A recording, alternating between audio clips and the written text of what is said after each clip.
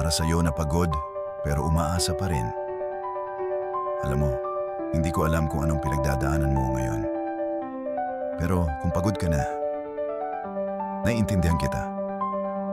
Yung tipong gumigising ka araw-araw pero parang wala namang nagbabago. Yung parang ang bigat-bigat ng mundo.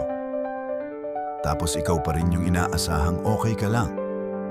Minsan, kahit ikaw, di mo na alam kung bakit ka pa nagpapatuloy. Pero eto ka, buhay ka pa rin. And that already says something. Hindi mo kailangang ayusin lahat ngayon. Hindi mo rin kailangang palaging matapang. Minsan, sapat na yung hindi ka sumuko kahit ang sakit-sakit na.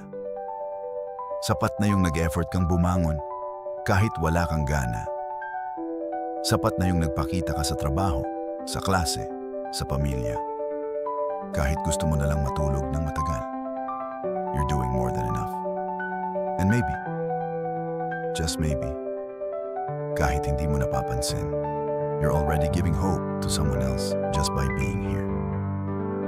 Kaya kung wala kang marinig na thank you ngayon, ako na magsasabi sa'yo, thank you for staying, for trying, for being here. Walang perfect life. Pero may mga taong, tulad mo, tahimik lang na lumalaban. At yun ang totoong tapang. At isang araw, nang wala kang inaasahang mangyari, makikita mong lahat ng sakit at pagod mo. May dahilan pala. Kaya please, kahit dahan-dahan, tuloy ka lang.